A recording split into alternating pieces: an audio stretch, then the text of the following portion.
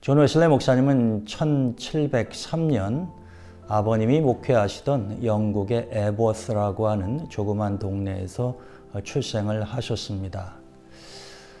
웨슬리 목사님이 6살 때에 목사관에 큰 화재가 생겨서 죽을 위기를 넘겼는데 그때 극적으로 구조가 되었습니다.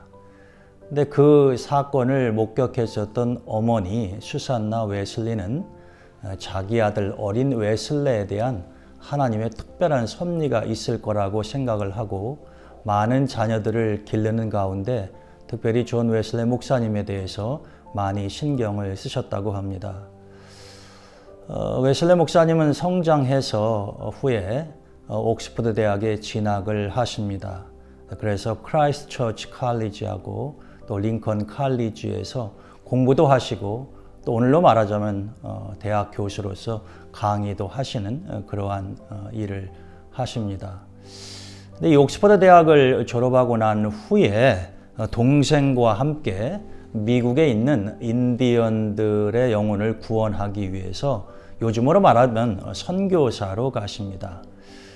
웨슬리 목사님이 약 2년여 동안 미국 조지아주라고 하는 곳에서 하나님 말씀을 전하고 선교 사역을 하셨지만 성과는 별로 좋지 못했습니다. 특별하게 웨슬리 목사님을 통해서 구원받았다고 이야기하는 사람이 한 사람도 없을 정도였으니까요.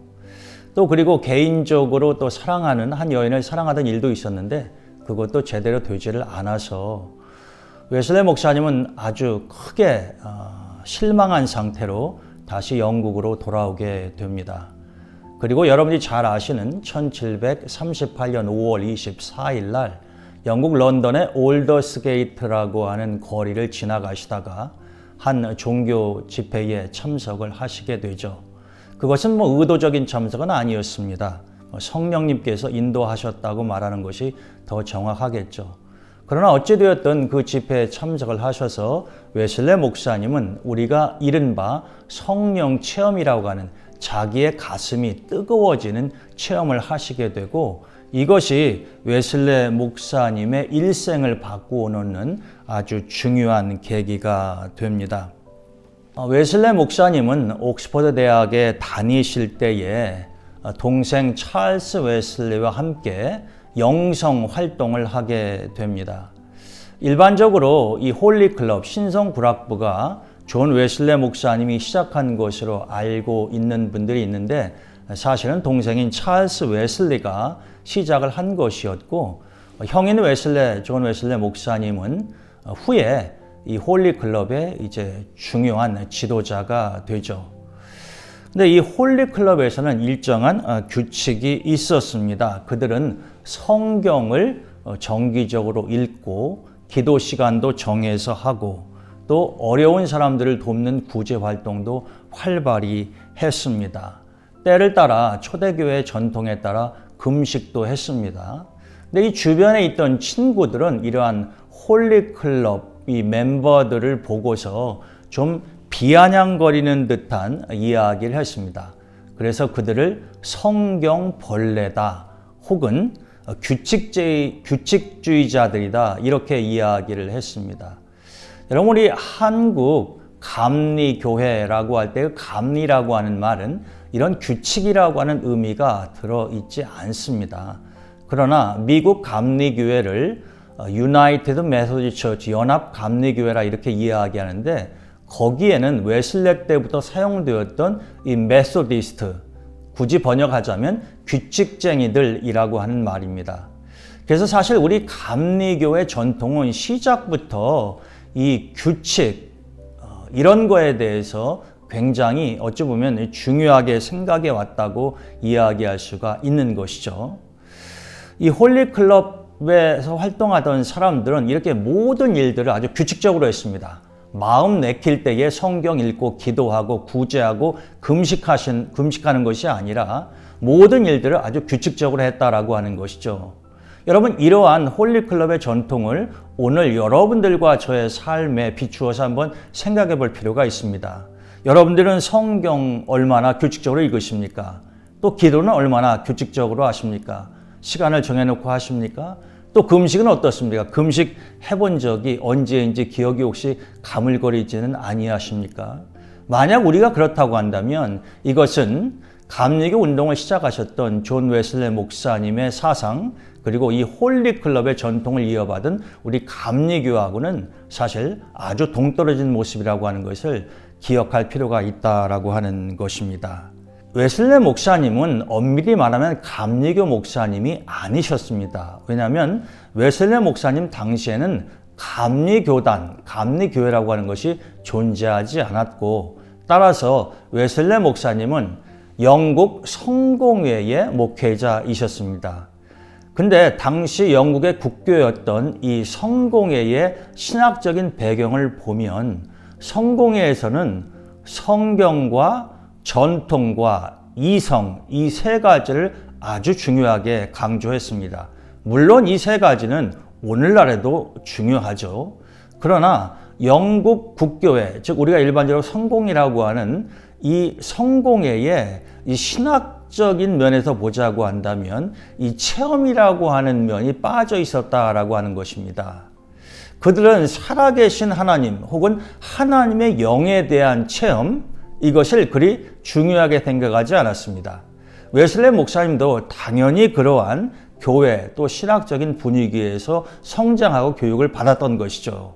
그러나 미국에 가서 2년 동안 선교 사역을 했던 것이 별 성과를 거두지 못하고 참담한 심정으로 이 런던의 올더스 게이트 거리를 걷고 있을 때에 성령님의 인도하심으로 이 종교 집회에 참석을 해서 자기의 가슴이 뜨거워지는 체험을 했다라고 하는 거죠. 여러분 이것은 아주 중요한 사건이기도 하지만 우리가 곰곰이 곱씹어 볼 만한 내용입니다. 마음이 뜨거워졌다라고 하는 것, 하나님 말씀 들으면서 우리가 마음이 뜨거워지고 불같은 이런 체험을 하는 경우 있지 않습니까? 근데 웨슬레 목사님에게 있어서는 그때까지는 그러한 것들이 별로 중요하지 않다고 생각을 했고 그렇게 교육을 받았다라고 하는 것입니다. 그런데 여러분이 마음이 뜨거워지는 것은 나의 의지적인 결단으로 되는 것이 아니지 않습니까? 이것은 하나님의 영의 역사하심이다라고 하는 거죠. 그래서 이 체험이 있고 난 후에 웨슬레 목사님은 다시 한번 자신의 영적인 삶에 대해서 재조정을 하게 됩니다. 즉 영국 국교회에서 이야기하지 않았던 성경과 전통과 이성 이외의 성령의 체험이 우리의 신앙생활에 있어서 아주 중요하다라고 하는 것을 웨슬레 목사님은 깨닫게 되신 것이죠. 그런데 이러한 성령의 체험으로 인해서 사실 웨슬레 목사님은 개인적으로는 많은 어려움을 당하게 되십니다. 그 이유가 무엇인가 하면은 웨슬레 목사님은 이 성령 체험을 하고 난 이후에 그의 친구 가운데 조지 위필드라고 하는 아주 유명한 부흥사가 있었습니다. 그런데 이 위필드라고 하는 목사님은 영국뿐만이 아니라 대서양 건너 미국에 와서도 놀라운 부흥운동을 일으키신 분인데 한 번은 이 위필드 목사님이 영국을 떠나 미국으로 가셔야 될 일이 있었습니다. 그때에 위필드 목사님이 웨슬리 목사님에게 탄광 지역에 와서 설교를 해달라고 부탁을 합니다. 자기가 이 탄광에서 일하는 광부들에게 설교를 했었는데 이제 미국에 가야 되기 때문에 말씀을 전할 수가 없는 것입니다. 그래서 같은 이 홀리클럽에서 활동을 했고 지도자였던 존 웨슬리 목사님에게 부탁을 한 거죠. 그런데 이러한 요청을 받고 난 후에 웨슬리 목사님은 깊은 고민에 빠졌습니다. 왜냐하면 당시 영국 국교회에 속해 있는 성직자들은 교회 건물 밖에서는 설교를 할 수 없었습니다. 하나님의 말씀의 선포는 오로지 교회 안에서만 이루어질 수 있는 것이 당시 영국 성공의 법이었다라고 하는 것입니다. 그러니까 이미 친구이자 동역자인 조지 위필드 목사님은 자신이 영국 성공에 속해 있으면서도 이러한 법, 규칙을 어긴 것이라고 볼 수가 있는 거죠. 그럼에도 불구하고 오랜 고민 끝에 그는 탄광 지역에 가서 광부들에게 하나님 말씀을 전했습니다. 근데 거기에서 놀라운 체험을 하게 되는 거죠. 그것은 1738년 5월 24일 날 자신이 올더스게이트 거리에서 했던 성령 체험보다 훨씬 더 강력한 체험이었습니다. 하나님의 영이 성령께서 내가 지금까지 알고 배웠던 것처럼 어떤 예배당 건물 안에서만 역사하는 것이 아니라 하나님의 영은 어디에도 존재하시며 어디에서든 역사하실 수 있다라고 하는 것을 이론이 아닌 자신의 눈으로 직접 목격하게 됐다라고 하는 것입니다. 그러니 여러분, 이것이 얼마나 충격적이었겠습니까? 그러나 그것은 부인할 수 없는 사실이었다라고 하는 거죠. 여러분, 우리가 어떻게 18세기나 21세기나 하나님의 영을 어떤 한 장소에 가두어 둡니까? 하나님은 어디에나 계시는 분 아니십니까? 우리 성도들이 그것을 잊어서는 안 된다라고 하는 거죠. 물론 하나님의 성전, 교회는 굉장히 거룩한 곳이기는 합니다만 하나님은 예배당 건물 안에만 머무르시는 분이 아니다라고 하는 거죠. 따라서 우리가 교회라고 하는 것에 대해서 올바른 이해를 할 필요가 있다라고 하는 것입니다. 많은 돈을 들여서 화려하게 지은 성당이나 교회 건물 안에만 거룩하신 하나님이 계시는 것이 아니라, 만일 하나님이 그렇게 엄청나고 화려한 건물만을 하나님의 집으로 인정했다고 한다면 하나님은 왜 솔로몬 성전이 허물어지는 것을 내버려 두셨을까요? 하나님의 영은 건물에 있는 것이 아니라 어쩌면 하나님의 영이 임재하시는 그곳이 바로 교회라고 하는 사실을 우리는 결단코 잊어서는 안 된다라고 하는 것입니다. 이것을 18세기 웨슬레 목사님은 광부들에게 말씀을 전하면서 깊이 체험하셨고, 그 다음부터는 그분의 목회 방향이 어떤 교회법에 의해서 좌지우지되는 것이 아니라 하나님의 영에 의해서 이끌려갔다고 말할 수가 있겠습니다. 우리가 보통 이 선교대회, 감리교 선교대회를 하거나 그럴 때에 세계는 나의 교구다라고 하는 웨슬리 목사님이 말한 이 캐치프레이즈 같은 거를 현수막에 써놓고, 웨슬리 목사님이 온 세상을 나의 교구다라고 말씀하시면서 그렇게 하나님의 사역을 했던 것처럼 우리도 온 세계를 교구로 삼고 땅끝까지 복음을 전해야 됩니다. 이런 취지로 이야기를 많이 합니다.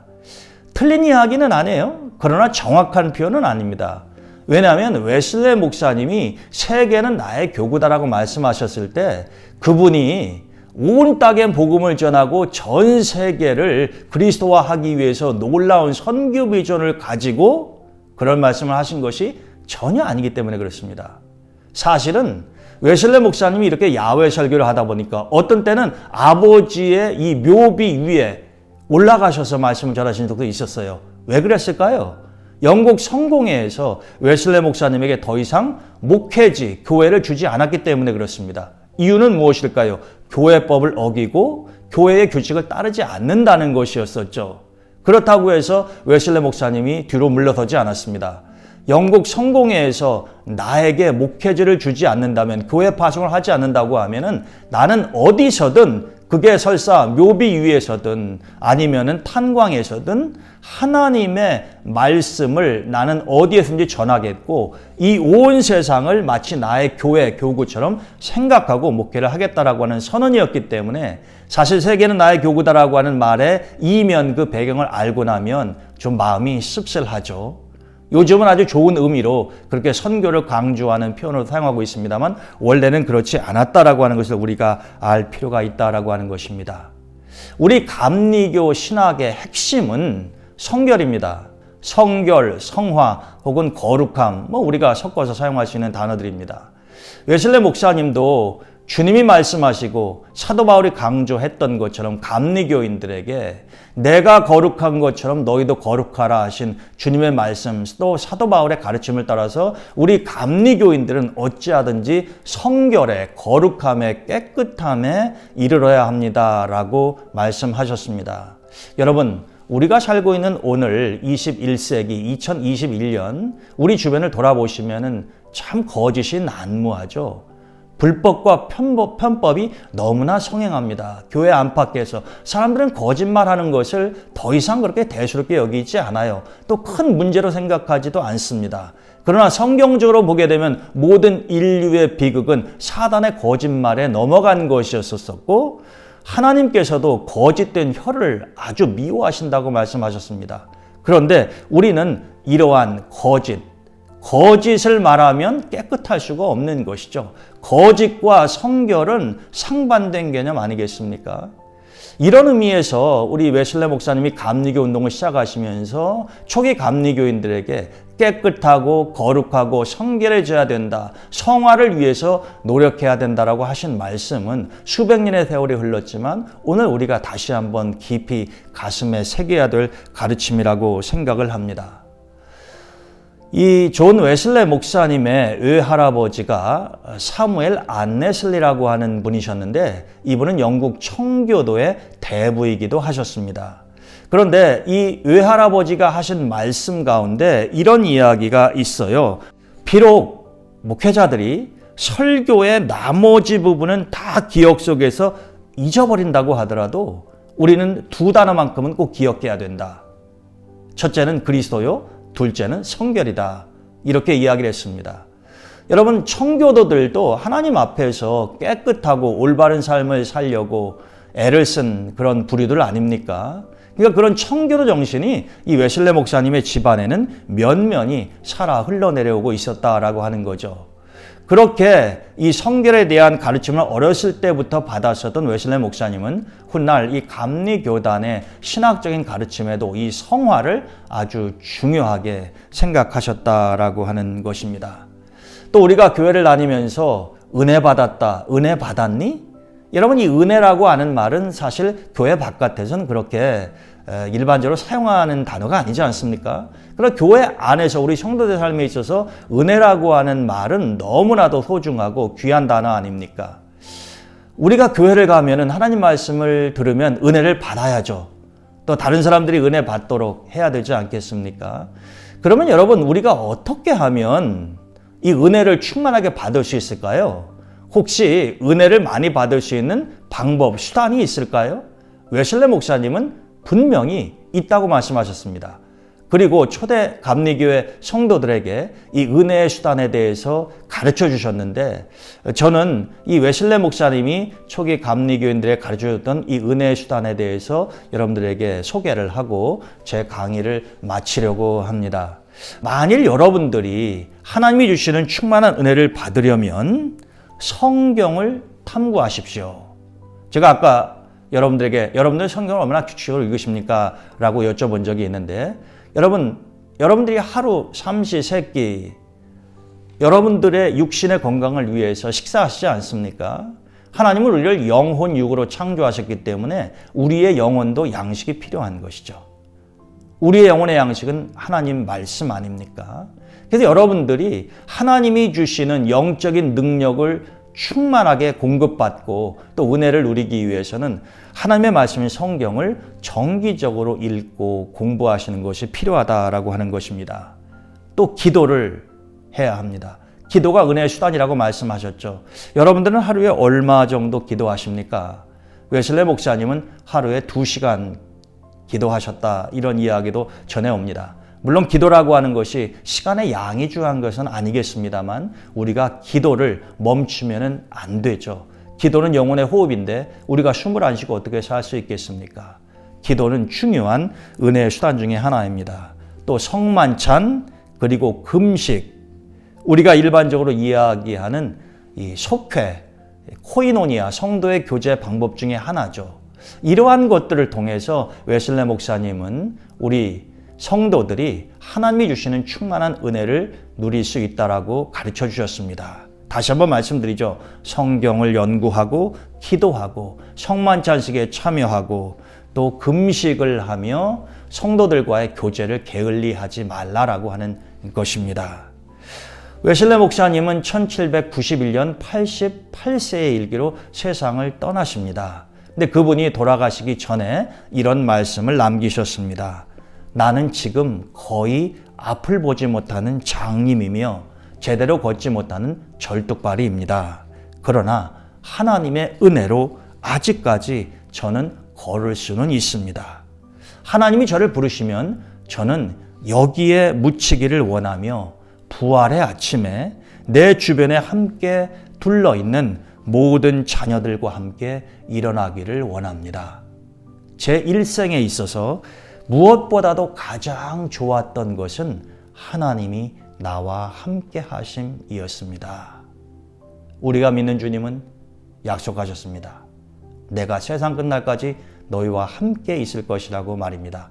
웨슬레 목사님은 그 말씀을 믿으셨던 거죠.